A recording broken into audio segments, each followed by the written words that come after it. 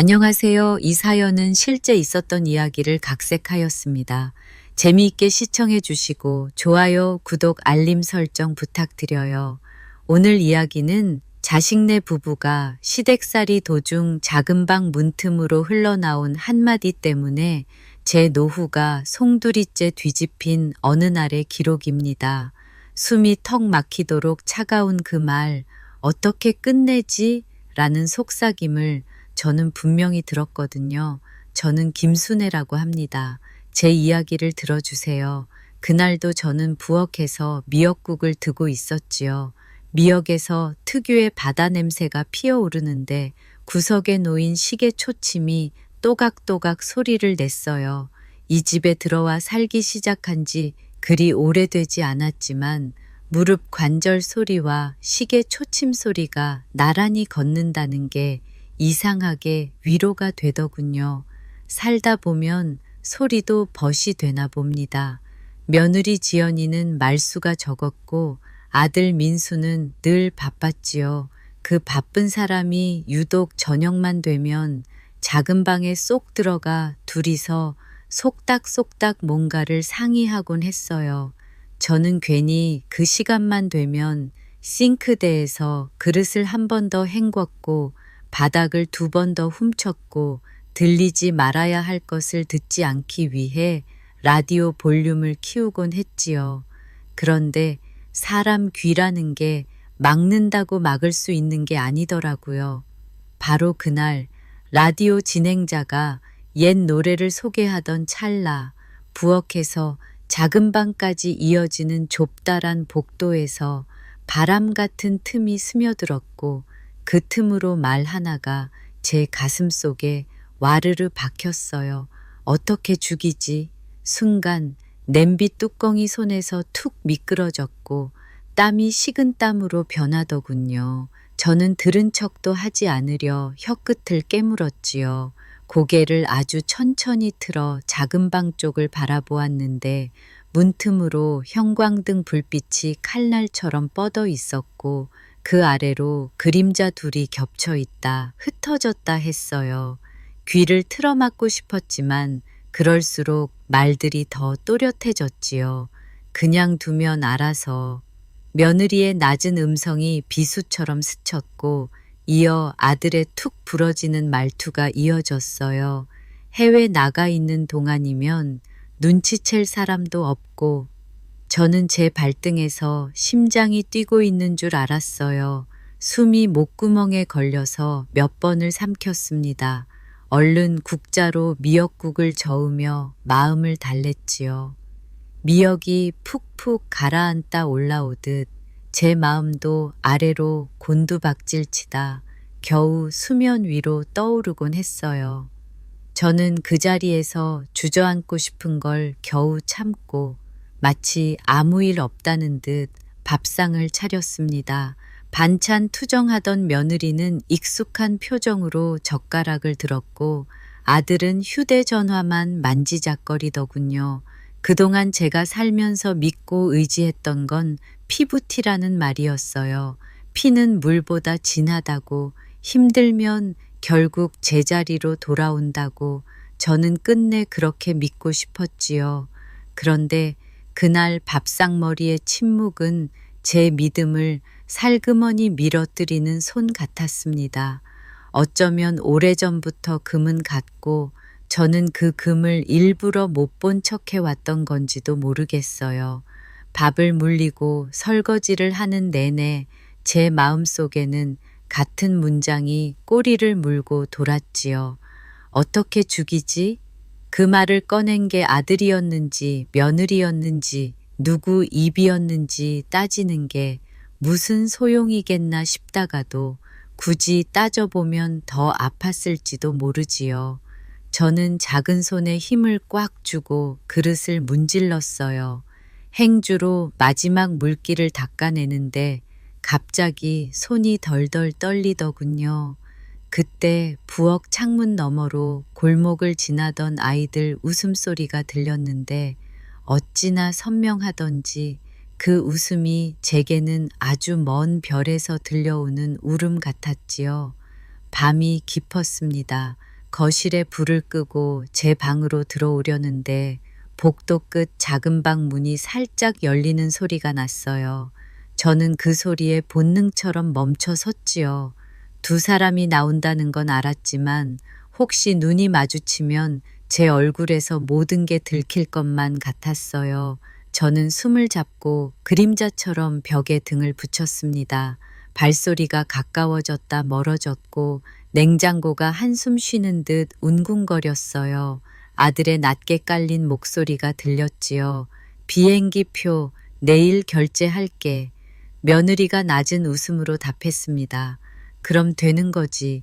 저 인간은. 그 뒤의 말은 작게 씹혀서 떨어졌지만 의미는 꽂혔어요. 저 인간. 누가 봐도 저였지요. 방에 들어가 이불을 덮었지만 잠은 오지 않았습니다. 천장에 별도 없는 밤하늘이 새겨져 있는 듯 어둠이 덩어리째 내려앉아 있었지요. 저는 오래된 습관대로 두 손을 모으고 눈을 감았습니다. 어릴 적 어머니가 그러했듯 마음이 겁날수록 입술은 조용히 기도를 더듬었어요. 하나뿐인 아들입니다. 어찌해야 좋을까요? 내 속에서 어느 목소리는 소리쳤습니다. 당하느니 그냥 떠나버리라고. 또 다른 목소리는 떨렸지요. 이 나이에 어디로 가느냐고. 어쩌면 그 두 목소리는 같은 저였고 서로를 설득하느라 밤이 다 가버렸는지도 모르겠습니다. 새벽녘 겨우 잠깐 눈을 붙였을까요? 문득 문고리 돌아가는 소리에 퍼뜩 깼습니다. 제 방 문이 아니고 맞은편 작은 방 문 같았지요. 저는 자리에서 살금살금 일어나 복도로 나왔습니다. 틈새로 흘러나오는 빛 아래 며느리가 서류 봉투를 들고 있는 게 실루엣으로 보였어요. 그 봉투에 뭐가 들었을까요? 여행 일정표일까요? 아니면 제 이름이 적힌 무언가였을까요? 상상은 칼이 되어 제 배를 쑤셨고 저는 그 자리에 못 박힌 것처럼 서 있었어요. 며느리는 봉투를 가슴에 꼭 안고 조심스럽게 문을 닫더니 거실을 가로질러 사라졌지요. 그 사이 냉장고는 다시 한숨을 쉬었고 시계 초침은 무심하게 앞으로만 갔어요. 시간이라는 건 참 잔인합니다. 아픈 마음도 같이 끌고 가니까요. 아침이 와도 평소와 다르지 않은 척해야 했습니다. 저는 평소보다 조금 더 밝게 인사했고 며느리는 평소보다 조금 더 선선한 얼굴로 대꾸했지요. 아들은 바쁘다며 일찍 나갔고 저는 대문 앞까지 배웅했어요. 대문이 닫히자마자 저는 뒤꿈치를 돌려 바로 제 방으로 들어가 서랍장을 열었습니다. 오래전부터 습관처럼 한켠에 모아둔 은행 통장과 도장, 오래된 영수증 다발이 서랍 밑바닥에서 저를 올려다보고 있었지요.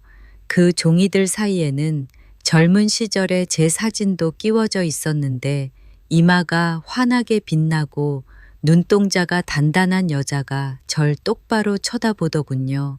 그 여자가 물었지요. 너 아직 거기 서 있을 거야?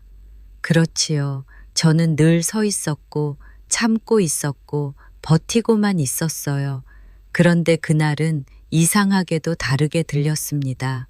그 여자의 물음은 명령처럼 가슴을 때렸고 저는 도장을 조용히 손바닥에 쥐었어요. 툭! 심장이 다시 자리로 내려앉는 소리가 났지요. 점심 무렵 저는 일부러 며느리에게 물었습니다. 여행 간다더니 어디로 간다더냐. 며느리는 휴대전화를 보며 짧게 답했지요. 따뜻한데요.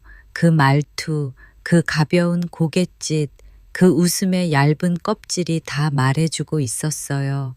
저를 돌봐줄 생각은 없다는 걸, 오히려 저를 뒤에 두고 떠나는 일이 크게 미안하지 않다는 걸요. 저는 고개를 끄덕이며 싱크대에 물을 틀었어요. 수압 센 물줄기가 스테인리스에 부딪혀 은빛 포마를 만들었고 그 소리가 제 안에서 무언가 결심을 완성시키는 북소리 같았지요. 그날 오후 저는 장롱 깊숙이 넣어 두었던 검은 코트를 꺼내 입었습니다. 거울을 보니 제 어깨가 생각보다 곧게 서 있더군요. 늙었다고만 생각했는데 아직 남은 기운이 있었습니다. 현관을 나서며 신발장 위에 작은 메모지를 남겼지요. 시장에 다녀오마. 저는 시장이 아닌 길로 걸음을 틀었습니다. 골목 끝을 돌아 큰 길로 나서는 순간 차들이 해사하게 번져 보였고 사람들의 발자국이 코트 끝을 스칠 만큼 가까이 느껴졌어요. 모두가 자기 갈 길을 성큼성큼 가고 있었지요. 저도 그래야겠다 싶더군요. 은행 앞에 섰을 때 유리문 너머 밝은 조명이 제 얼굴에 비쳤어요. 문을 열자마자 특유의 시원한 공기가 훅 밀려왔고 번호표 기계가 얌전히 제 손에 작은 종이를 내주더군요.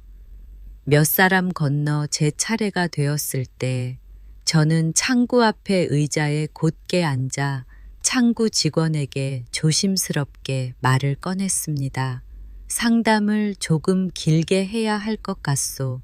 직원은 처음엔 의례적인 미소를 지었지만 제 목소리 끝에 묻은 결기를 알아차렸는지 눈빛을 다잡더군요. 계좌 정리, 자동이체 해지, 불필요한 카드 해산, 그리고 오래된 예금의 해지까지 종이 위로 도장이 또각또각 찍혀 나갔습니다. 저는 그 소리가 심장 박동 대신 되어준다는 걸 그때 처음 알았지요. 도장의 붉은색이 종이 위에서 조용히 퍼질 때마다 제 안의 두려움이 조금씩 빠져나가고 대신 묵직한 평정이 들어찼어요. 직원이 마지막 서류를 내밀며 물었습니다. 정말 괜찮으시겠어요? 저는 미소를 지었지요. 괜찮고 말고요. 사는 게 원래 이렇더군요. 은행을 나와 부동산 사무실로 향했습니다. 어찌 보면 무모한 발걸음이었고 어찌 보면 너무 늦은 발걸음이기도 했지요. 오랜 세월 아들 믿고 명의를 섞어두었던 일들이 그제야 가시처럼 마음에 콕콕 박혔어요. 사무실 문을 열자 종이와 잉크 냄새가 훅 끼쳤고 벽 한켠에는 각종 등기부 등본이 정리돼 있었지요. 사장님은 제 얼굴을 보자 반가운 듯 일어섰어요. 어머님, 오랜만이십니다. 저는 고개를 숙이며 앉았고 울컥하는 마음을 억지로 삼키고 말했지요. 제가 할 이야기가 좀 길어요. 사장님은 물 한 잔을 건넸고 저는 그 물을 천천히 마시면서 제 사정을 하나하나 풀어놓았습니다. 되돌릴 수 있는 건 되돌리고 정리할 수 있는 건 정리하고 무엇보다 제 이름으로 제 삶을 다시 세우는 절차를 묻고 또 물었지요. 사장님은 신중하게 고개를 끄덕이며 법무사와 연결해 줄 수 있다고 했고 저는 그 말에 한숨 쉬듯 고맙다고 답했어요. 한숨이라기보다 오래 눌려있던 상처 밑에서 나오는 바람 같았지요. 집으로 돌아오는 길 하늘이 맑게 열려 있었습니다. 전봇대 위로 까치가 하나 날았다가 내려앉았고 골목 어귀 할머니가 고추장을 고르다가 저를 보며 어이쿠 순애씨 하고 반기셨지요. 사람 사는 건 참 이상해요. 제 안은 폭풍이 몰아치고 있는데 바깥 풍경은 태연하고 평온하니 말이죠. 저는 골목을 걸으며 마음속으로 다짐했어요. 내가 당하기만 하는 사람으로 늙지 않겠다고. 눈 감고 귀 막고 살아온 날들이 부끄럽다면 이제라도 눈 뜨고 귀 열고 살겠다고요. 현관문을 열자 거실에 햇빛이 한가득 쏟아지고 있었습니다. 그 햇빛 속에서 먼지가 춤을 추듯 떠다녔어요. 저는 코트를 벗어 걸고 메모지를 들춰보니 며느리가 연필로 짤막하게 남겨둔 말이 있었습니다. 찬장은 내가 정리할게요. 그 말은 친절처럼 보였지만 저는 알았어요. 그 정리가 나를 위한 배려가 아니라 본인들의 떠날 준비를 위한 정리라는 걸요. 저는 부엌으로 가서 미역국을 다시 데웠습니다. 오늘 해야 할 일이 아직 남았으니까요. 서랍 속에 넣어두었던 작은 노트를 꺼내 표지 안쪽에 또박또박 적어 내려갔지요. 해야 할 일, 만나야 할 사람, 챙겨둘 것, 잊지 말아야 할 말들. 글씨가 조금 떨리긴 했지만 줄마다 제 숨이 고르게 새겨졌어요. 해가 기우는가 싶더니 창밖이 붉게 물들었어요. 그때 아들이 퇴근해 들어왔습니다. 문이 열리자 며느리의 목소리가 한 톤 올라갔고 뭔가 들뜬 분위기가 거실에 퍼졌지요. 저는 평소처럼 미소로 맞았어요. 오늘은 일찍 왔구나. 아들은 고개를 끄덕이며 말했습니다. 어머니, 다음 주에 잠깐 나갔다 올 일 있어요. 잠깐. 그 한마디가 고무줄처럼 길게 늘어져 제 목을 졸랐지요. 그러나 저는 표정 하나 바꾸지 않고 되물었어요. 그래, 잘 다녀오너라. 어딘지는 묻지 않을게. 그 말 속에 제가 붙든 마지막 자존이 숨어 있었지요.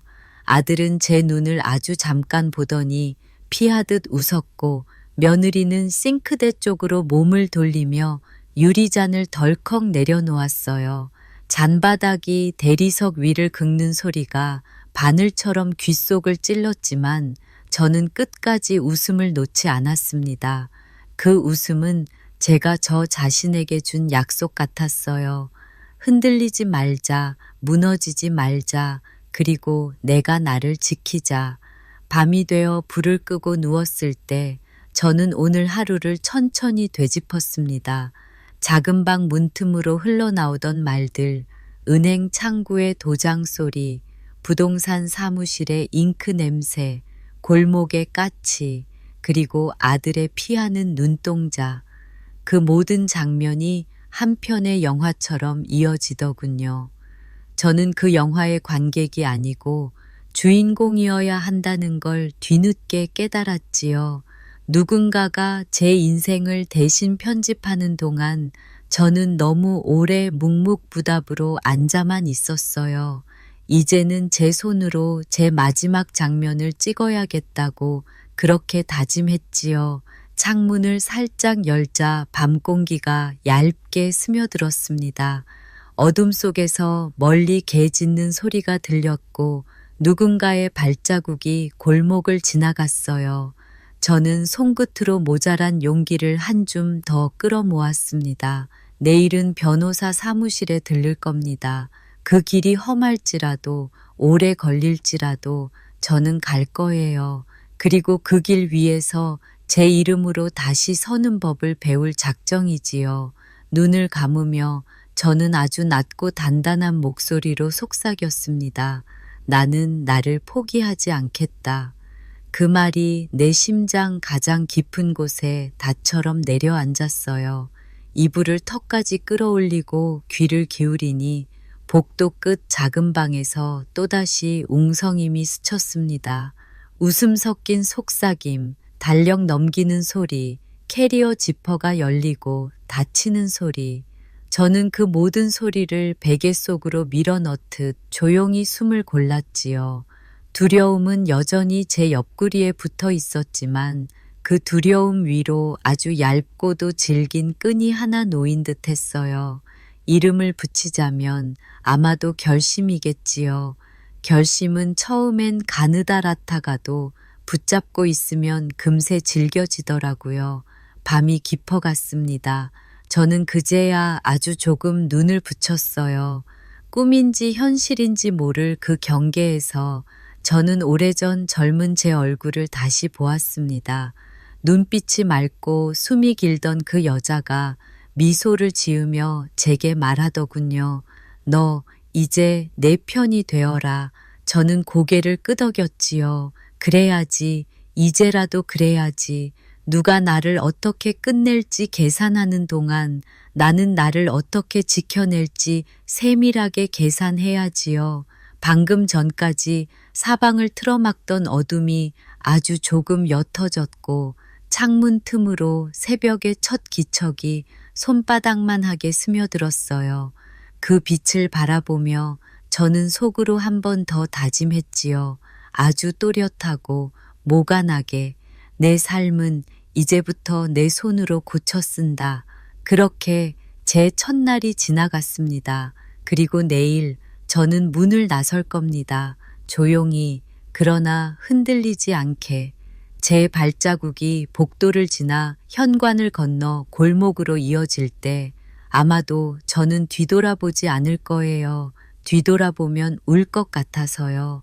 울음은 나중에도 할 수 있으니 지금은 걸어야 하겠지요. 저는 아침에 일어나면 검은 코트를 다시 걸치고 노트를 가방에 넣고 도장을 손수건으로 감싸 줄 겁니다. 그 작은 준비들이 모여 누군가의 속삭임보다 더 크게 울리는 제 목소리를 만들어 줄 테니까요. 그리고 언젠가 아주 가까운 어느 날 저는 그 작은 방 문을 떳떳이 열고 말할 겁니다. 나는 들었다. 그 말 뒤에 무엇을 덧붙일지는 아직 미정이지만 한 가지는 분명하지요. 저는 더는 누구의 그림자도 아닐 거라는 것. 제 마음 한복판에서 잔잔한 파문이 퍼져나갔어요. 그 파문은 곧 물결이 될 테고 물결은 길이 되어 저를 어디론가 데려가겠지요. 어디든 상관없어요. 다만 그 길의 주인이 제가 되기만 한다면요. 그렇게 저는 눈을 감았습니다. 심장이 또각또각 시계와 보조를 맞추기 시작했지요. 내일의 저는 오늘보다 단단할 거라 믿으면서 조용히 숨을 고르고 첫 장을 덮었습니다. 아침 햇살이 참 따사롭더군요. 전날 밤 제 마음속에 서서히 뿌려진 결심이 햇살 속에서 조용히 피어나고 있었습니다. 사람 마음이란 게 참 간사하지요. 그렇게 무너질 것 같았던 밤을 지나 아침이 되면 또 괜찮을지도 모른다는 착각을 하게 만드니까요. 그런데 그날 아침 며느리 지연이의 한마디가 제 착각을 깨끗이 지워버렸습니다. 어머니, 김치국에 너무 미역을 넣으신 것 같아요. 입맛이 확 사라지네요. 미역국도 아니고 김치국에 미역이 들어갔다는 그 말. 제 손은 그릇을 들고 있었지만 심장은 이미 식탁 아래로 떨어져 있었습니다. 미안하다. 내가 정신이 없었나 보네. 저는 최대한 태연한 척 웃었지만 제 입꼬리는 떨리고 있었지요. 그 순간 저는 깨달았습니다. 저 사람들 아무렇지도 않게 나를 밀어내고 있다는 걸. 식탁 위 반찬은 여전히 따뜻했지만 그 자리에 앉아있는 제 자리는 싸늘하게 식어 있었어요. 며느리는 요즘 부쩍 바빴습니다. 갑자기 피부과에 예약을 넣고 영어 회화를 들으러 나가고 내일을 받고 왔다며 손톱을 자랑했지요. 겉보기엔 평범한 도시 며느리의 일상이겠지만 저는 그 바쁨 속에 담긴 숨은 의미를 읽을 수 있었어요. 그 사람들은 곧 떠날 준비를 하고 있었고 저는 그 자리에 고스란히 남겨질 예정이었죠. 그날 오후 저는 조용히 제 서랍을 열어 두 번째 통장을 꺼냈습니다.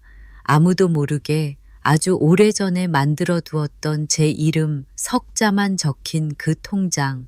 남편 살아생전 혹시 몰라 조용히 모아둔 돈이 조금 있었지요. 이 돈은 누구에게도 말한 적 없는 제 마지막 피난처였습니다. 은행으로 가는 길, 다리에 힘이 풀릴까봐 지팡이를 잡으려다 말았어요. 지팡이를 들면 약한 모습이 먼저 떠오를까 봐서요. 강해지기로 했잖아요, 이제 나는. 은행 직원은 제 얼굴을 자세히 보더군요. 아마도 제 손에 살짝 떨림이 있었을 겁니다.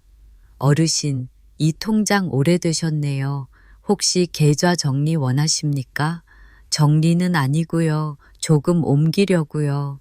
저는 조심스럽게 말했어요.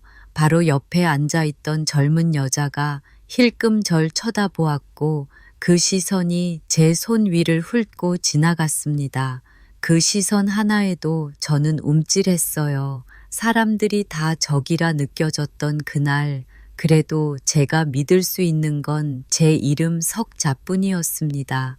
그날 저녁 집으로 돌아오니 며느리가 전화를 하고 있었어요.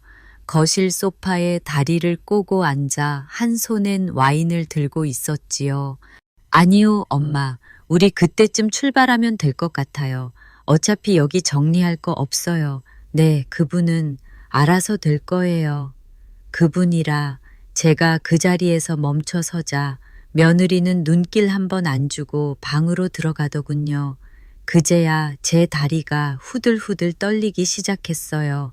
겨우 벗어놓은 신발 옆에 주저앉아 한참을 움직이지 못했지요. 그날 밤 저는 거실에 조용히 이불을 펴고 누웠습니다. 방 안은 답답했고 작은 방에서 웃음소리라도 들리면 제 가슴이 터져버릴 것 같았거든요. 차라리 냉장고 소음이 더 위안이 되더라고요. 천장을 보며 이런 생각을 했습니다. 정말 나를 없애려고 하는 걸까? 그냥 오해일 수도 있을까요? 하지만 이미 너무 많은 말들이 제 귓가에 박혀 있었습니다. 죽이자고 한 그 말, 여행 가는 동안 어쩌고 하던 말들, 착각이라고 하기엔 너무 생생했고 우연이라고 하기엔 너무 반복되었지요. 며칠 후 저는 변호사 사무실에 찾아갔습니다. 소개받은 곳이었고 큰 사무실은 아니었지만 믿음직해 보였지요. 젊은 변호사가 서류를 정리하던 손을 멈추고 저를 반갑게 맞아주었습니다. 어머님, 어떤 일로 오셨습니까? 유언장 좀 써보려고요. 제 입에서 그 말이 나오는 데까지 수십 년의 시간이 걸렸던 것 같아요. 변호사는 깜짝 놀라면서도 곧 진지하게 얼굴을 고쳐 쥐더군요. 자녀분이 계십니까? 하나뿐이요. 아들. 그런데 주고 싶지 않네요. 사정 여쭤봐도 될까요? 죽이겠다는 말을 들었거든요. 내 아들 입에서. 그 말에 변호사는 잠시 말을 잇지 못했어요. 눈치 보듯 제 눈을 살피더니 곧 단단한 목소리로 말하더군요. 알겠습니다. 어머님의 뜻대로 유언장을 작성해 드릴게요.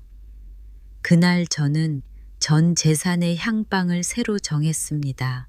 아들에게는 단 한 푼도, 며느리에게도 절대, 오히려 저를 유일하게 기억해 줄 수 있는 손주 이름을 조심스럽게 넣었습니다.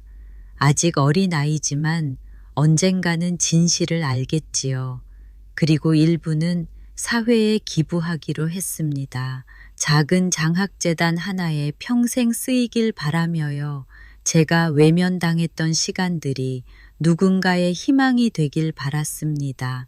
돌아오는 길, 하늘이 무척이나 높았습니다.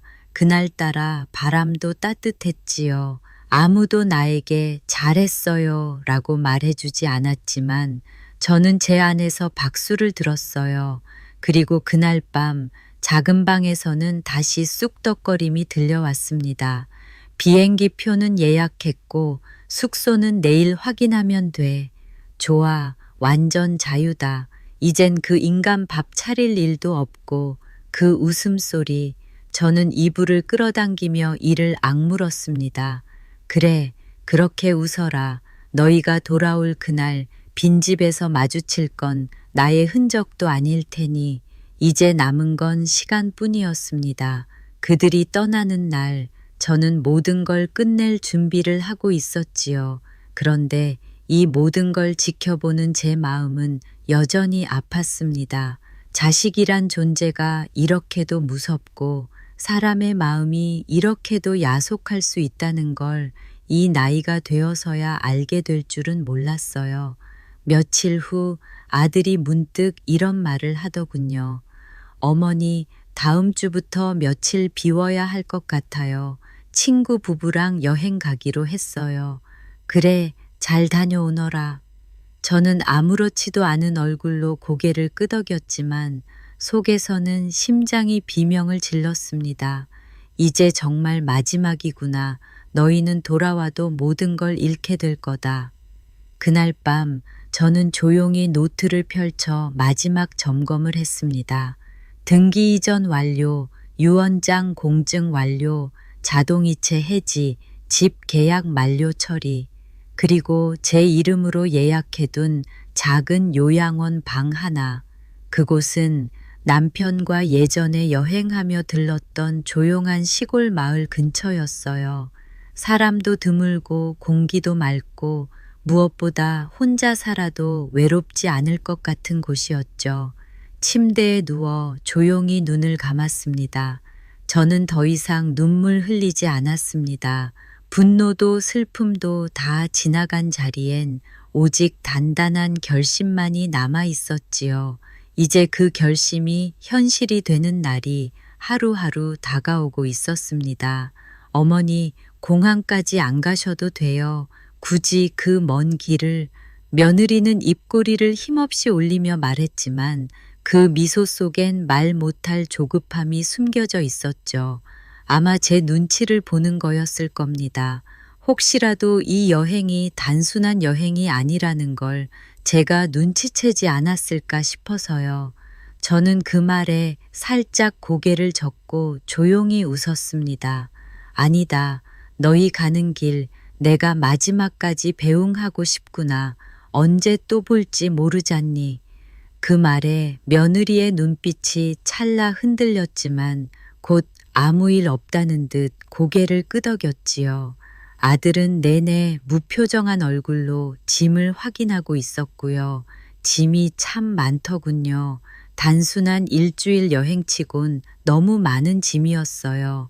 공항으로 가는 차 안은 조용했습니다.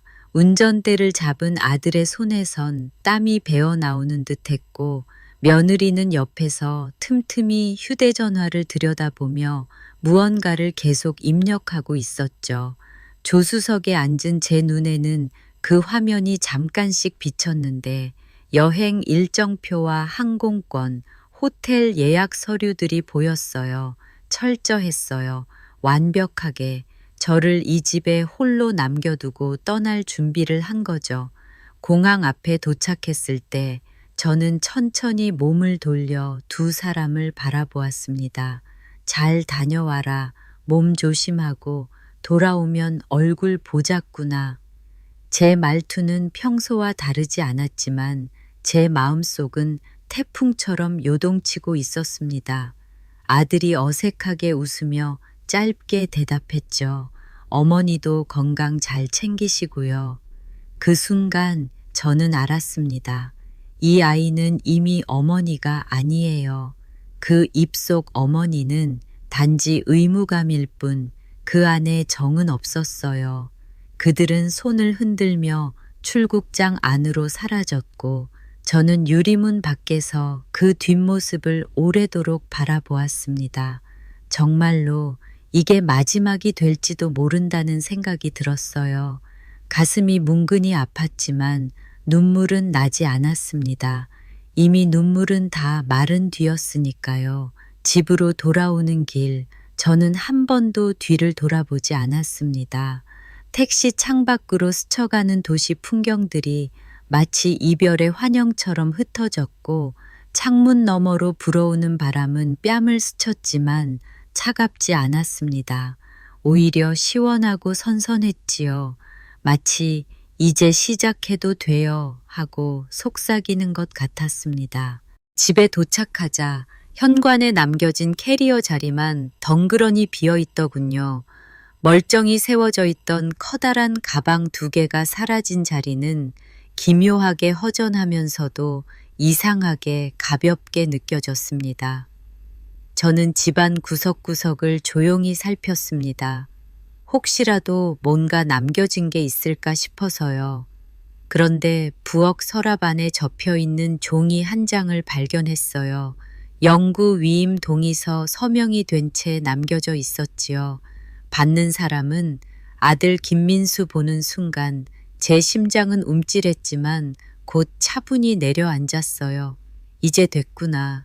저는 작게 중얼이고 고개를 끄덕였습니다. 이제 그들이 원하는 건 다 준비된 셈이었고 저는 이제 제 준비를 마무리할 차례였어요.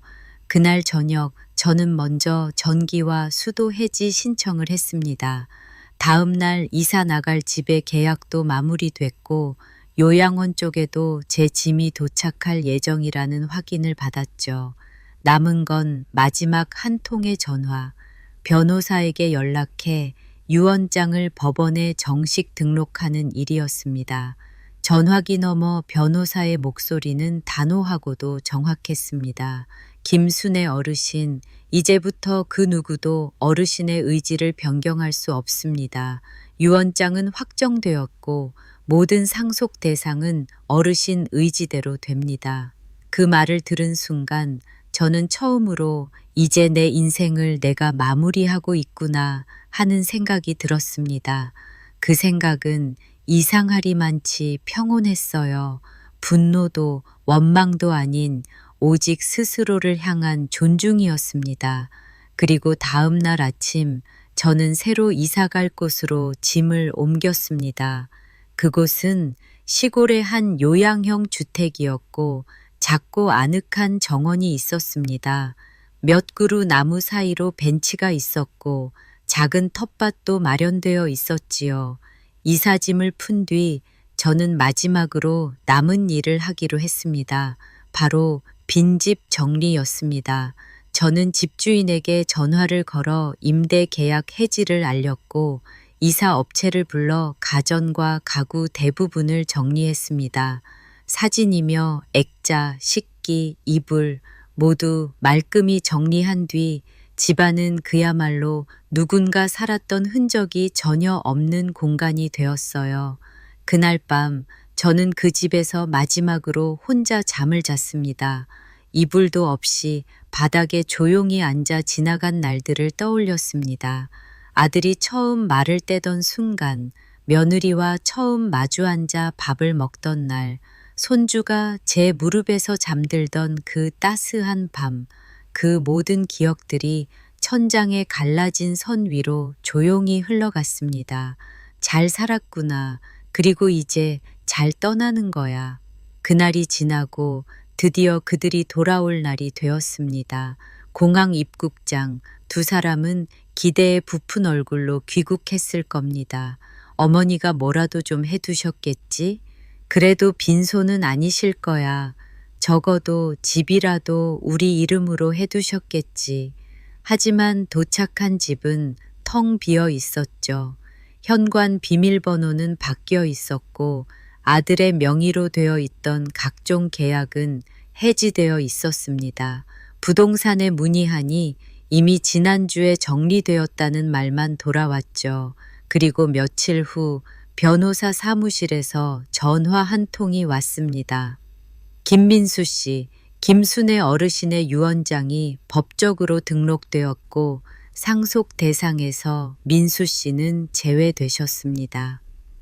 그 순간 아들은 전화기를 손에 든 채 멍하니 서 있었고 며느리는 그대로 소파에 주저앉아 버렸다고 합니다. 다급히 병원이며 경찰이며 찾아다녔지만 이미 어머니는 이 세상 어디에도 없었죠. 더 정확히 말하면 그들의 세상에선 사라진 거예요. 어디에 있는지, 무엇을 하며 지내는지 알 수도 찾아갈 수도 없게 되어버린 거지요. 단 하나 남겨진 건 변호사를 통해 전달된 짧은 편지 한 장. 내가 들었단다. 네가 뭐라고 말했는지. 그래서 나는 더 이상 너희 곁에 있을 수 없었다. 이제부터 너희 인생은 너희가 알아서 살아가거라.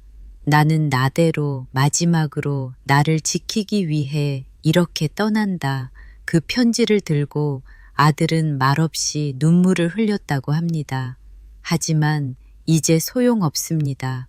모든 건 이미 끝났고 돌이킬 수도 없으니까요. 어머니, 어머니, 초인종을 미친 듯이 눌러대는 그 소리가 어찌나 요란했는지 멀리 떨어진 이곳 요양마을에서도 들리는 것만 같더군요.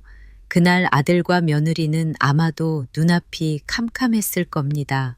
현관문은 굳게 닫혀 있었고 안에 불은 꺼져 있었으며 무엇보다 그들이 기대했던 유산은 그림자도 남아있지 않았으니까요. 어쩌면 두 사람은 예상했을 수도 있겠죠. 뭔가 이상하다고, 뭔가 잘못됐다고. 하지만 그렇게까지 치밀하게 정리했을 줄은 몰랐을 겁니다. 그동안 제가 아무 말도 안 했다고, 아무 표정도 짓지 않았다고, 정말 아무 생각이 없었던 줄 알았겠죠. 저는 지금 그들과 멀리 떨어진 이 조용한 마을, 나무가 많은 언덕 아래 단층 주택에서 조용히 살고 있습니다. 큰 방 하나, 작은 부엌, 화장실 하나, 그리고 햇볕이 잘 드는 거실. 새벽이면 새들이 지저귀고 낮에는 바람이 창틀을 두드리며 놀자고 재촉합니다. 밤이면 별빛이 지붕 위를 어루만지고요. 여기선 아무도 제게 밥 줘요도 이건 왜 이렇게 했어요도 묻지 않습니다. 제가 원하는 시간에 자고 제가 원하는 음식에 소금을 뿌리며 제가 원하는 음악을 켜고 차를 마십니다. 그 자유는 제가 그동안 참았던 말 한마디 꺼내지 못했던 시간들의 보상이었지요. 반면 도시의 그 집은 어땠을까요? 그들이 돌아간 그 집은 텅 비어 있었을 겁니다. 냉장고는 전기가 끊겨 안에 음식은 상해 있었을 테고 가스도 수도도 해지된 상태였죠. 무엇보다 집 등기부 등본을 떼어봤을 때 자기들 이름이 빠져 있다는 사실을 어떻게 받아들였을지 궁금하더군요. 변호사 사무실을 찾은 두 사람은 그곳에서 마지막 쐐기를 박혔을 겁니다. 어머님께서 직접 이 유언장을 작성하셨고 법적으로도 확정 처리되었습니다. 두 분은 어떠한 권리도 없으십니다. 아들은 허탈하게 웃었겠지요. 며느리는 소리를 지르며 난동을 피웠다는 이야기를 저는 변호사로부터 들었습니다. 그 여자가 미쳤어. 어떻게 이럴 수 있어? 미쳤다고요? 아니죠. 제정신이 돌아온 겁니다. 그동안 제가 얼마나 참고 얼마나 속았으며 얼마나 외로웠는지 당신들은 몰랐잖아요. 사실 그날 이후 저는 그들을 그리워하지 않았습니다. 단 한 번도요. 요양원이라고 해도 이곳은 병든 노인들이 억지로 끌려와 있는 곳이 아닙니다. 스스로 선택한 이들이 조용히 남은 삶을 살아가는 곳이죠. 이웃방에 사는 한 할머니는 평생 시집살이 하다 늦게 이혼하고 여기로 오셨다고 해요. 처음엔 눈빛이 흐렸는데 요즘은 가끔 웃기도 하세요. 저와 마주 앉아 김치전을 부치기도 하고 함께 산책도 하죠. 우리는 서로의 상처를 굳이 묻지 않아요. 그냥 오늘은 덜 아프세요? 그 한마디면 충분하니까요. 나는 어느새 이 작은 마을의 고양이 이름도 외우게 되었고 하루에 한 번 꼭 찾아오는 동네 개 이름도 알아버렸습니다. 참 신기하죠. 그토록 바쁘고 복잡한 도시에서 말없이 구석에 틀어박혀 살던 제가 이곳에 와서는 다시 사람이 되고 있어요. 그날도 마당에 나와 고구마 줄기를 다듬고 있는데 요양원 소장이 다가와 말하더군요. 김 여사님, 혹시 아드님이란 분이 연락하셨어요. 저는 무표정하게 고개를 끄덕였죠. 연락 안 받으셔도 괜찮으세요? 네, 저는 괜찮아요. 그 아이는 지금쯤 자기 잘못을 곱씹고 있겠지요. 사실 저는 미워하려고 떠난 게 아니었어요. 그저 지키기 위해서였죠. 마지막 자존과 제 이름, 제 삶, 그리고 제 온기. 그들은 그것조차 앗아가려고 했고 저는 더는 줄 게 없다는 걸 깨달았을 뿐이었어요. 저녁이면 저는 거실에 앉아 라디오를 켜고 차를 한 잔 내립니다. 라디오에서 나오는 노래 중엔 가끔 옛 노래도 섞여 나오는데 그중 돌아와요 부산 한개가 흘러나오는 날엔 왠지 모르게 눈물이 찔끔 나기도 합니다.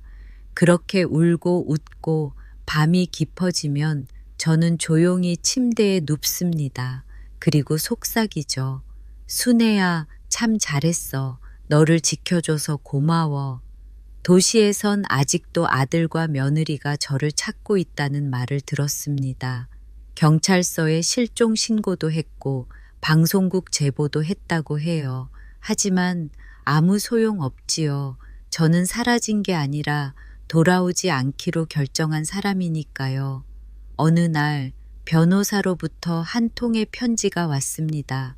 아들이 직접 쓴 손편지를 중개해달라고 부탁했다고요. 편지엔 이렇게 적혀 있었어요. 어머니 잘 지내고 계세요. 어머니가 안 계시니 마음이 많이 허합니다. 제가 철이 없었습니다. 돌아오시면 뭐든지 다 하겠습니다. 다시 한 번만 기회를 주세요. 편지를 읽고 저는 잠시 아무 말도 하지 못했습니다. 손끝이 파르르 떨렸지요. 그러다 저는 그 편지를 봉투에 넣어 돌려보내며 이렇게 메모를 하나 남겼습니다. 나는 여전히 살아있고 너는 여전히 아들이다. 하지만 우리는 다시는 한 집에서 살 수 없다. 그날 밤 침대에 누워 천장을 바라보며 오래도록 가만히 있었어요. 그러다 문득 작은 방 문틈 사이로 들리던 그 말이 떠올랐습니다. 어떻게 죽이지? 그 말이 이제는 더 이상 칼처럼 아프지 않더군요. 오히려 그 말 덕분에 제가 살았으니까요. 요양마을로 이사 온 지도 2달이 지났습니다. 이곳의 공기는 여전히 맑았고 오전마다 열리는 텃밭 교실은 나에게 새로운 활력을 줬지요. 작은 손으로 흙을 만지며 무언가를 심고 기다리는 그 시간이 마치 내 인생을 다시 심는 것만 같았습니다. 그러던 어느 날 텃밭 옆 벤치에 앉아 있던 낯선 노신사를 보게 되었어요. 긴 카디건에 책 넓은 모자를 눌러 쓴 그는 손에 오래된 책 한 권을 들고 있었고 자주 땅을 응시하듯 조용히 시간을 보내고 있었지요. 그 사람은 김형준 씨라는 분이었습니다. 역시 혼자 이 마을로 들어온 지 얼마 안 된 분이었죠. 할머니, 상추 잘 자라네요. 처음 말을 건넨 건 그쪽이었어요. 저는 잠시 망설이다 조용히 고개를 끄덕였죠. 흙이 좋으니 그렇죠. 사람도 환경만 맞으면 다시 피는 거예요. 그 말에 그분이 웃더군요.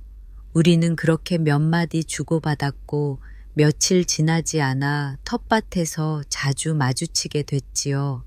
그분은 과묵했지만 필요할 때는 꼭 필요한 말을 해주는 분이었고 저는 점점 그분과 나누는 짧은 대화에 위로를 받기 시작했어요.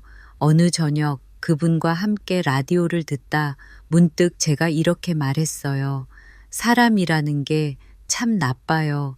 믿었던 사람에게 등을 돌리고도 아무렇지 않게 웃을 수 있더라고요. 그분은 말없이 저를 바라보다 잔에 차를 따르며 말했죠.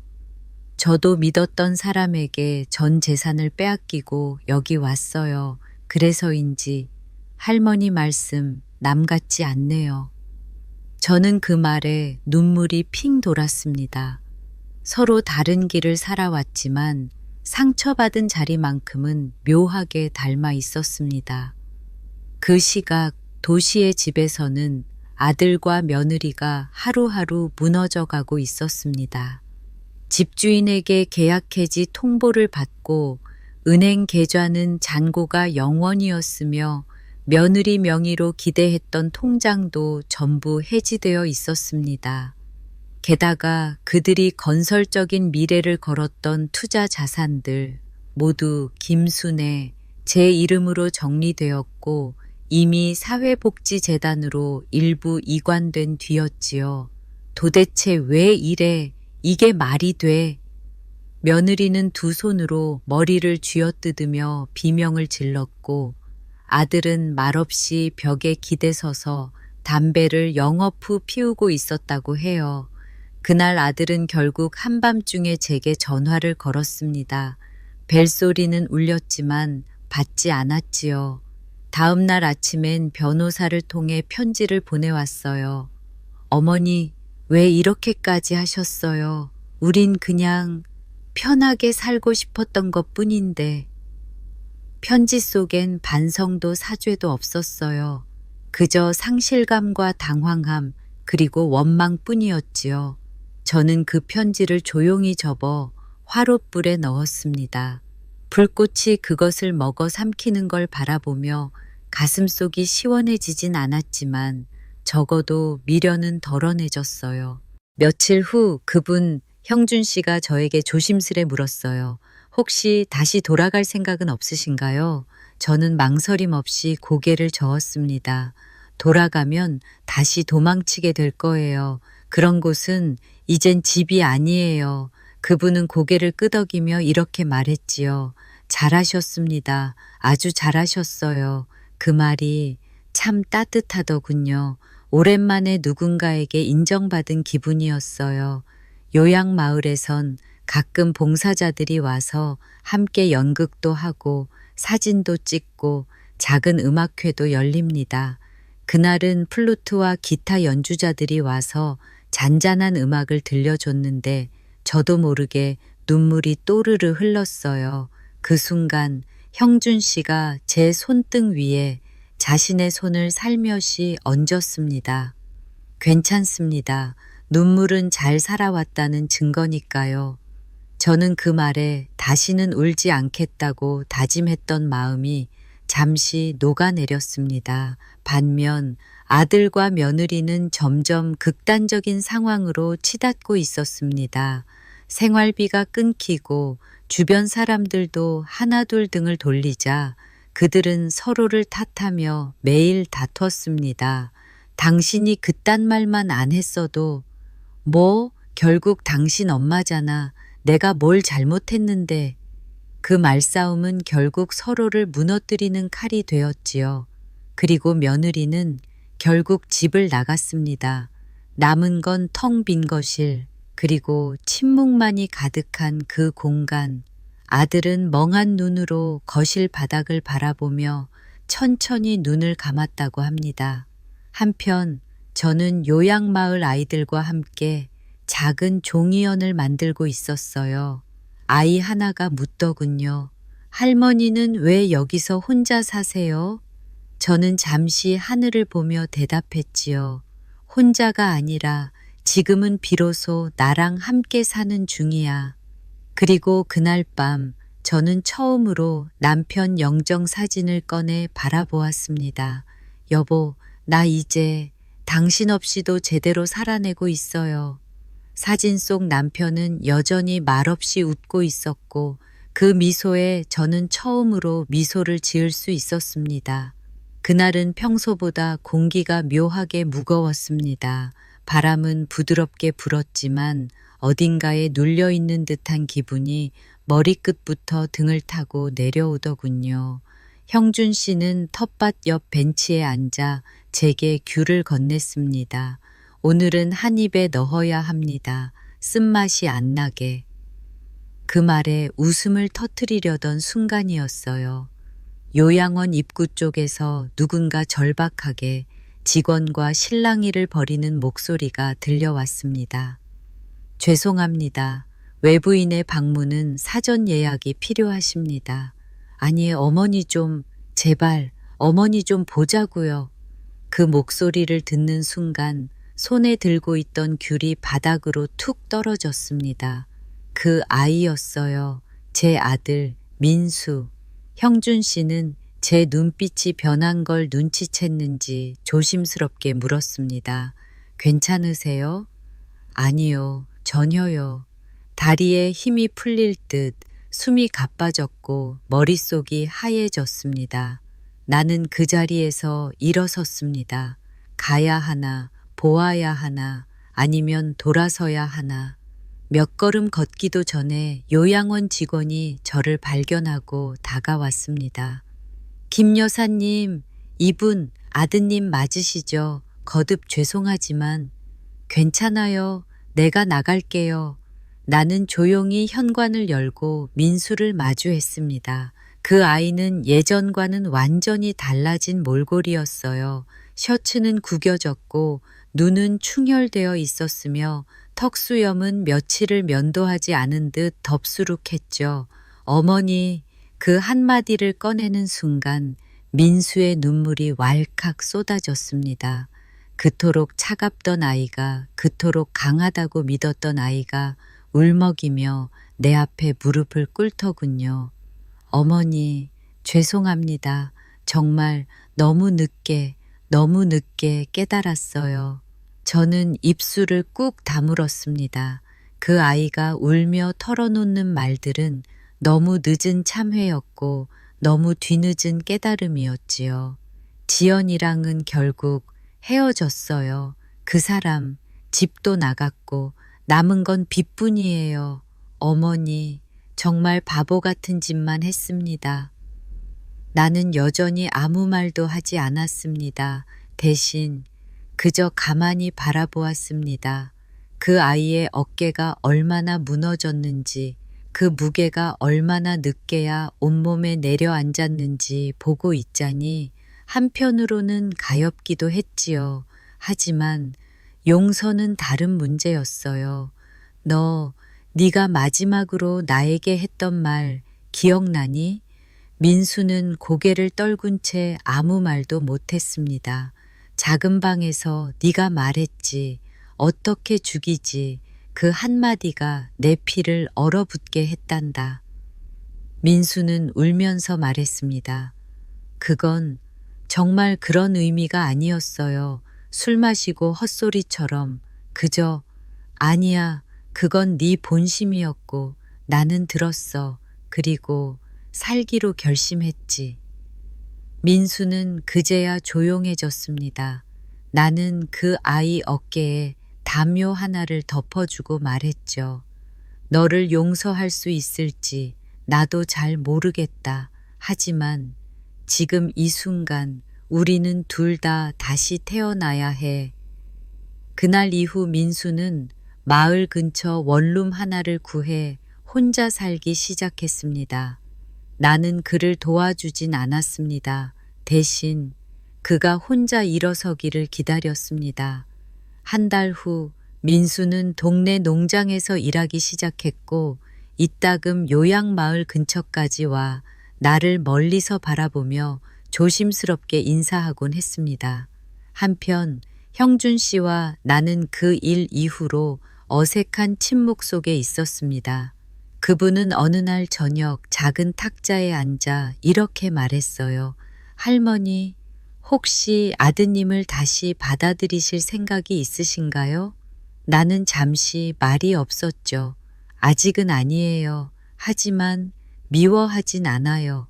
형준 씨는 고개를 끄덕이며 조용히 웃었습니다. 그럼 된 거예요. 어머니도 아드님도 이제 다시 시작할 수 있겠네요. 그 말이 이상하게 서운했습니다. 왜였을까요? 그분의 말 한마디에 내 마음 어딘가가 허전해졌어요. 혹시 이 사람도 곁에 있던 내 자리를 슬쩍 비켜가려는 건 아닐까. 며칠 후 그분이 요양마을을 떠나겠다는 말을 꺼냈습니다. 할머니, 동생이 운영하는 서점에서 같이 지내자고 해서요. 오래 고민했지만 이젠 가족과 화해해야 할 때인 것 같아요. 나는 씁쓸한 미소로 고개를 끄덕였습니다. 그래요. 가족은 결국 다시 돌아보게 되는 존재죠. 그러니까 김순애 여사님도요. 그 말에 나는 순간 숨이 턱 막히는 듯 했습니다. 형준 씨가 떠난 날 나는 텃밭 한쪽을 오래도록 바라봤습니다. 그 사람이 가꿨던 고추며 상추, 그 사람 발자국이 남아있던 흙길, 그리고 그 사람이 웃던 벤치, 모든 게 이상할 만큼 조용하고 이상할 만큼 그리웠어요. 며칠 후 민수가 내 앞에 작은 종이 봉투를 내밀었습니다. 어머니, 이건 첫 월급이에요. 조금밖에 못 벌었지만 그래도 이건 꼭 드리고 싶었습니다. 나는 그 봉투를 조용히 받았습니다. 그리고 그제야 내 가슴 속에 남아있던 딱딱한 조각 하나가 서서히 녹기 시작했어요. 그날 밤 나는 형준 씨에게 편지를 썼습니다. 당신 덕분에 나는 삶의 단단함을 배웠습니다. 그리고 당신이 떠난 자리에 나는 다시 누군가를 마주할 용기를 얻었어요. 언젠가 다시 만날 수 있다면 그땐 차 한 잔을 꼭 사드릴게요. 어머니, 저 진짜 열심히 살고 있어요. 그날은 가을비가 내리고 있었습니다. 민수가 빗속을 뚫고 손에 우산도 없이 요양원 입구까지 달려왔어요. 흠뻑 젖은 채 서 있는 그 모습을 보는데 나는 순간 예전의 그 아이, 어린 시절 감기 걸려 울던 모습이 겹쳐 보이더군요. 민수는 눈을 반짝이며 말했어요. 어머니, 저 오늘 가게에서 주방 맡았어요. 고깃집인데 사장님이 저한테 믿음 준 거예요. 그 말 끝에 민수는 주머니에서 봉투 하나를 꺼냈습니다. 이건 다음 달 보증금 모은 거예요. 작은 반지하지만 그래도 제 방기예요. 남의 집 아니고 제 이름으로 계약한 곳이요. 나는 그 봉투를 받으며 조용히 고개를 끄덕였습니다. 참 잘 자랐다. 늦었지만 이제야 제대로 크고 있다는 게 느껴졌습니다. 그래, 이제부터 시작이구나. 그 말에 민수는 고개를 끄덕이며 눈시울을 붉혔지요. 그날 밤 나는 조용히 내 방에서 민수가 어릴 적 그려주었던 그림을 꺼내 들었습니다. 구겨진 종이 한 장, 햇빛 아래 웃고 있는 엄마, 그리고 그 옆에 아들이 손을 흔들고 있는 모습. 그림 밑에는 삐뚤빼뚤한 글씨로 엄마는 나의 별이라고 적혀 있었지요. 나는 그 그림을 다시 액자에 넣으며 속삭였습니다. 그래, 이 아이 아직 남아 있었네. 그 아이 마음속엔 내가 있었구나. 그로부터 일주일쯤 지났을까요? 요양마을 입구로 낯익은 그림자가 다가왔습니다. 책 넓은 모자, 짙은 카디건, 그리고 익숙한 그 미소, 형준 씨였습니다. 여기 그냥 다시 오고 싶더라고요. 그 한마디에 나는 아무 말도 못하고 그냥 웃었습니다. 그분은 예전처럼 텃바닥 벤치에 앉아 말없이 하늘을 바라보았고 나는 그 옆에 조용히 앉았습니다. 잘 지내셨죠? 예, 그동안 많은 일이 있었어요. 그래서 그 많은 일들이 이 자리에 당신을 다시 앉힌 거겠지요. 그 짧은 대화가 마치 오랜 편지처럼 느껴졌습니다. 그분은 잠시 망설이다가 말을 이었습니다. 제가 이 마을에 서점 하나 열까 합니다. 도시에서 받은 위자료 조금이랑 남은 정년 퇴직금 모아서요. 나는 깜짝 놀라 눈을 크게 떴지요. 여기서요? 예, 조용한 곳에서 책이 더 오래 읽히더라고요. 그리고 그는 아주 조심스럽게 말을 이었습니다. 그 서점을 같이 해보실래요? 그 말에 나는 잠시 숨이 멎는 줄 알았습니다. 누구도 나에게 같이 뭘 하자는 말을 한 적 없었거든요. 평생을 혼자 참고 혼자 지키고 혼자 울었으니까요. 형준 씨, 그게 정말이세요? 네, 책 정리, 차 끓이기, 손님 안내, 하루에 한 번 창문 닦기, 그거면 충분해요. 나는 그 말에 웃었고 눈가엔 알 수 없는 촉촉함이 맺혔습니다. 그날 밤 나는 형준 씨가 제게 건넨 작은 노트북을 열었습니다. 거기엔 서점 설계도와 예상 비용, 그리고 송글씨로 써내려간 사업 계획서가 적혀 있었어요. 책은 사람을 살립니다. 책방은 곧 사람의 쉼터입니다. 그곳엔 온기를 채우는 두 사람이 있기를 바랍니다. 그 글귀를 읽는 순간 내 가슴 깊은 곳에서 무언가가 뭉클하고 따뜻하게 올라왔습니다. 누군가의 인생 속으로 내가 다시 초대받고 있구나. 그 감정은 두렵기도 하고 설레기도 했습니다. 한편 민수에게는 또다시 과거의 그림자가 다가오고 있었습니다. 며느리 지연, 그녀가 돌연 민수를 찾아온 것이었습니다. 민수 씨, 다시 생각해보자. 우리 재기할 수 있어. 어머니 유산은 날아갔지만 당신 월급으로 시작하면 되잖아. 민수는 그 말에 고개를 천천히 저으며 말했답니다. 이제 난 다시는 어머니 울릴 일 하지 않을 거야. 네가 떠난 그날부터 내 인생은 너와 끝났어. 그 말에 지연은 웃으며 말했대요. 그럼 나도 가만히 있지 않을 거야. 어디 한번 지켜봐. 그 노인네랑 내 인생 내가 가만둘 것 같아? 그로부터 며칠 후 요양마을 근처 작은 카페에서 민수가 손을 부여잡고 뛰어왔습니다. 어머니, 어머니, 큰일 났어요. 지연이 어머니 행방을 파악하고 기자한테 제보했어요. 유산 도둑이니 뭐니 기사화되기 시작했대요. 순간 나는 온몸이 얼어붙는 것 같았습니다. 결국 그 아이가 나를 끝까지 괴롭히는구나 싶었지요. 어떻게 하면 좋죠? 어머니, 이제 괜찮으실 줄 알았는데. 나는 떨리는 손으로 형준 씨에게 전화했습니다. 그분은 조용히 말했다고 합니다. 책방, 기자들이 몰려오기 전에 열어야겠네요. 이젠 우리 삶에 다른 이름표를 붙일 시간이니까요. 며칠 뒤 마을에 조용한 책방이 하나 생겼습니다. 간판에는 이름 없이 작은 글씨 하나만 쓰여 있었어요. 다시 나는 창가에 앉아 차를 우려내며 손님을 맞이합니다. 그중 어떤 이들은 그냥 고개만 끄덕이고 나가지만 어떤 이들은 오래 머물며 책을 읽고 마음을 놓고 갑니다. 그리고 형준 씨는 책방 뒤편에 작은 라디오 녹음실을 만들어 이야기를 낭독합니다. 민수는 이따금 찾아와 나를 바라보며 말합니다. 이젠 어머니도 누군가의 이야기 속 주인공이에요. 나는 그 말에 웃으며 말했죠.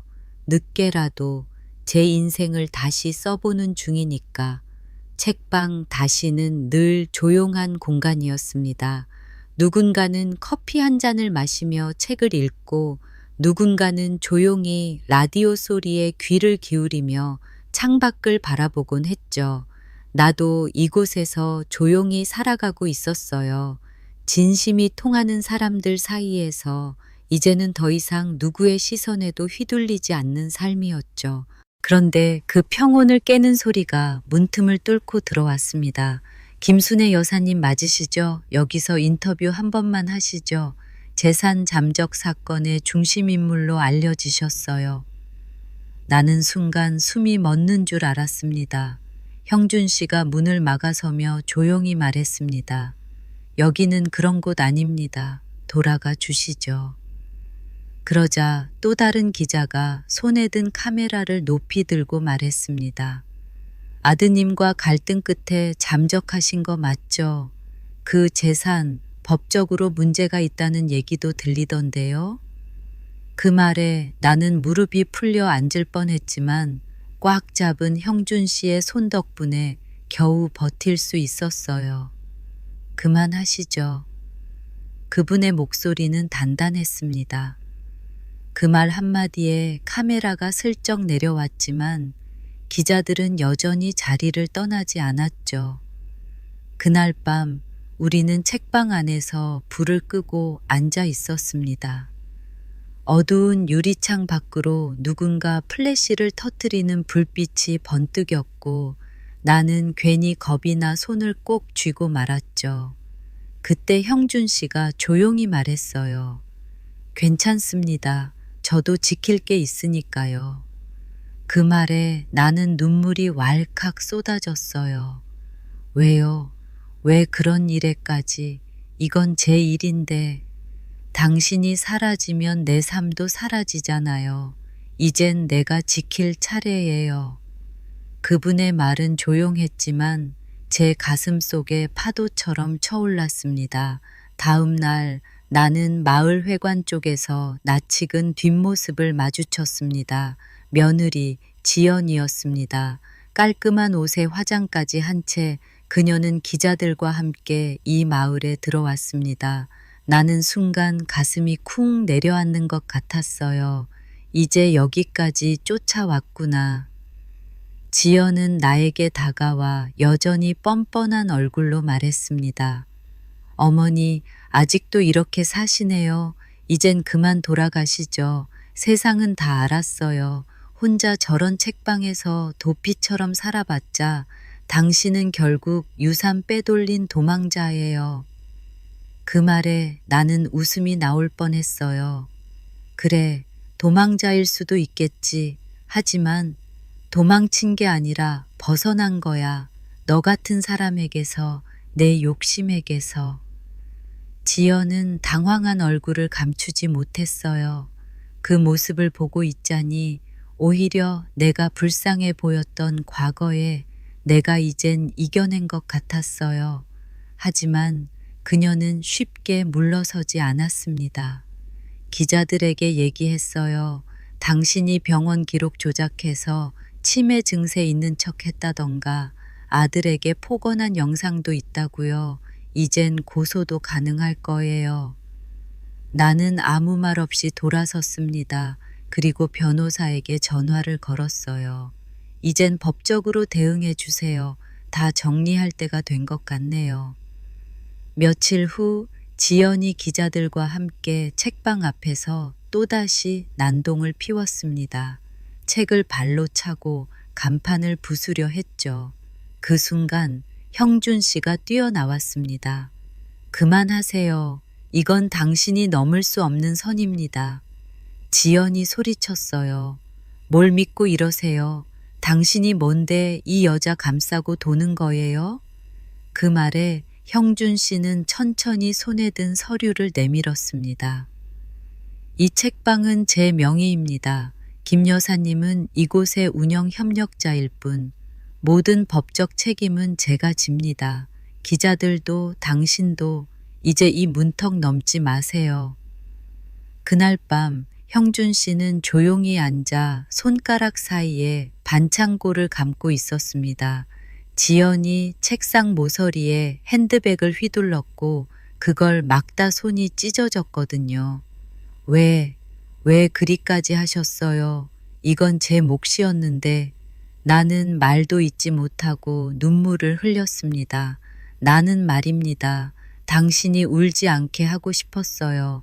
당신은 이젠 울 일 없어야 하잖아요. 그 말을 들은 순간 나는 그대로 그분의 손을 붙잡고 엎드려 울었습니다. 고맙습니다. 정말 고맙습니다. 그날 밤 처음으로 나는 누군가의 어깨에 기대어 마음껏 울었습니다. 평생을 혼자 버티며 살아온 나였지만 그날만큼은 기꺼이 기대고 싶었어요. 며칠 뒤 지연은 명예훼손 및 사생활 침해 혐의로 법적 고발을 당했고 기자들도 허위사실 유포로 제재를 받았습니다. 마을은 다시 조용해졌고 책방도 다시 평화를 되찾았습니다. 나는 책장을 정리하며 속으로 생각했어요. 내가 누군가를 위해 이렇게까지 울 줄이야. 내 인생에도 진짜 내 편이 생겼구나. 형준 씨는 라디오 부스에서 이런 글을 읽어 내려갔습니다. 사람은 혼자서도 살 수 있다. 하지만 누군가와 함께라면 그 삶은 조금 더 따뜻해진다. 나는 창밖을 바라보며 차를 한 모금 마셨습니다. 인생의 말년이 이토록 아름답게 다시 시작될 줄은 정말 몰랐습니다. 살면서 처음으로 이젠 조금 쉬어도 되겠구나 하는 생각이 들었어요. 그토록 치열했던 날들, 그토록 외로웠던 새벽들, 그토록 무서웠던 밤이 이제는 창밖으로 멀어지고 있더군요. 책방 다시는 여전히 고요했습니다. 형준 씨는 늘처럼 창가 라디오 부스에서 책 한 권을 들고 낭독을 했고 나는 주방에서 따뜻한 차를 우리며 창가 자리를 정돈했어요. 민수는 이따금 퇴근 후 찾아와 책방 마루 끝에 조용히 앉아 작은 노트를 꺼내 글을 쓰곤 했죠. 그날도 민수는 말없이 앉아 있었습니다. 창밖엔 봄비가 부슬부슬 내리고 있었고요. 잠시 후 민수가 조심스레 제게 다가왔습니다. 어머니, 저 이제 서울로 올라가려고요. 나는 고개를 끄덕였습니다. 예상하고 있었던 말이었지요. 그래, 이젠 내 자리로 돌아가야지. 민수는 작게 고개를 숙이며 말했습니다. 그동안 어머니 덕분에 저도 다시 태어난 기분이었어요. 나는 민수의 손을 잡고 말했습니다. 그래, 이젠 제대로 살아라. 누구 탓하지 말고 자기 삶에 책임지고. 그 말에 민수는 울먹이며 대답했죠. 앞으로는 누가 뭐래도 제 편은 제가 만들 겁니다. 그리고 어머니, 저한텐 여전히 별이에요. 그 말을 듣는 순간 나는 주체할 수 없이 눈물이 흐르더군요. 그래, 너도 나한텐 별이었다. 다만 구름이 너무 짙었을 뿐이지. 민수는 서울로 떠나기 전 책방 입구에 노란색 봉투 하나를 놓고 갔습니다. 거기엔 그 아이의 첫 책이 들어 있었습니다. 제목은 다시 엄마. 나는 책을 펼치며 천천히 그 아이의 문장을 읽었습니다. 엄마의 침묵은 한 줄기 강물 같았다. 그 물결은 나를 떠밀기도 했고 다시 끌어안기도 했다. 나는 그 물결 끝에서 처음으로 사람이 되었다. 며칠 뒤 형준 씨가 말했습니다. 책방, 이제 좀 더 넓혀보면 어떨까요? 나는 놀란 눈으로 그를 바라보았습니다. 지금도 충분히 좋아요. 그래도요, 당신 웃는 얼굴을 더 많은 사람들이 봤으면 좋겠어요. 그 말에 나는 잠시 가만히 있다가 웃으며 말했죠. 이제 웃는 법도 배워야겠네요. 그분은 고개를 끄덕이며 조용히 말했습니다. 이제 우리 둘이 하나의 계절을 더 건너볼까요? 나는 그 말이 마치 청혼처럼 들렸습니다. 하지만 그분은 그저 담담히 창밖을 바라보고 있었지요. 나는 그 손등 위에 살며시 손을 얹었습니다. 같이 건너가요. 이번엔 같이. 며칠 뒤 나는 다시 내가 처음 떠났던 집 근처로 조용히 발길을 옮겼습니다. 거긴 여전히 변한 것도 남은 것도 없었지만 나는 전혀 다른 마음으로 그 대문 앞에 서 있었습니다. 대문 앞엔 낙엽이 쌓여 있었고 옛 담장 위엔 작은 들꽃 하나가 피어 있었죠. 나는 그 앞에서 조용히 인사했습니다. 이제는 너희 집도 내 집도 아니구나. 그냥 지나간 계절 하나였네. 그날 밤 나는 책방 뒷마당에서 혼자 의자에 앉아 있었습니다. 별이 쏟아지듯 하늘에 가득했고 형준 씨는 조용히 내 옆에 앉아 종이컵에 따뜻한 쌍화차를 따라 주었죠. 요즘도 가끔 무섭나요? 그가 조용히 묻더군요. 나는 고개를 끄덕였습니다. 가끔은요. 아직도 누가 날 다시 그 방 안에 가두진 않을까, 다시 날 무시하진 않을까 겁이 나요. 그 말에 그분이 제 손을 잡고 말했습니다. 이젠 제가 당신 편이에요. 그 순간 나는 더 이상 아무것도 두렵지 않았습니다. 며칠 뒤 나는 변호사 사무실을 찾았습니다. 그리고 마지막으로 한 문서에 서명을 했습니다. 삶의 권리, 내 선택에 대하여. 그 문서엔 앞으로의 삶에서 누구에게도 흔들리지 않고 내 뜻과 가치를 지키겠다는 내 이름 석자가 또렷이 남았습니다. 그게 내가 진짜 지키고 싶었던 유산이었습니다. 책방 다시엔 요즘 어린 손님들이 늘었고 젊은 부부들도 찾아오곤 했습니다. 나는 아이들에게 동화책을 읽어주며 사람은요, 자기 마음속에 자기 집을 지어야 해요. 라고 말하곤 했습니다. 아이들은 웃으며 물었죠. 할머니는 집 지었어요? 나는 미소 지으며 말했어요. 응, 지금 여기 너희랑 같이 짓고 있어. 그리고 어느 날 형준 씨가 작은 반지를 하나 내밀었습니다. 이건 그냥 약속이에요. 다음 계절에도 같이 있자는 약속. 나는 그 반지를 손바닥에 올려놓고 조용히 대답했습니다. 그래요. 이번엔 약속을 꼭 지킬게요. 이제 나는 두려움도 미움도 모두 흘려보냈습니다. 남은 건 온기와 기억, 그리고 내가 살아온 흔적뿐, 그 흔적이 누군가의 하루에 조금이나마 위로가 되길 바랍니다. 마지막 라디오 방송에서 형준 씨는 이렇게 말했습니다. 지금 이 방송을 듣고 계신 분들께 한 사람의 이야기를 들려드리고 싶습니다. 그 사람은 오랫동안 침묵했고 오랫동안 견뎌냈습니다. 그러다 결국 자신을 찾아냈습니다. 이제 그분은 다시 시작합니다. 이름은 김순애, 이야기의 주인공입니다. 나는 그날 책방 다시의 창가에 앉아 잔잔히 차를 마시며 그 방송을 들었습니다. 내 삶이 누군가의 입을 통해 전해졌다는 건 그 무엇보다 큰 위로였고 감사였습니다. 나는 창밖을 바라보며 조용히 속삭였어요. 그래, 잘 살았다. 정말 잘 살았어. 그리고 내일도 그 책방 문을 열고 또 누군가의 하루를 반겨줄 준비를 했습니다. 이제 나는 더 이상 누구의 엄마가 아닌, 누구의 그림자도 아닌 나로서 살아가는 사람 김순애입니다.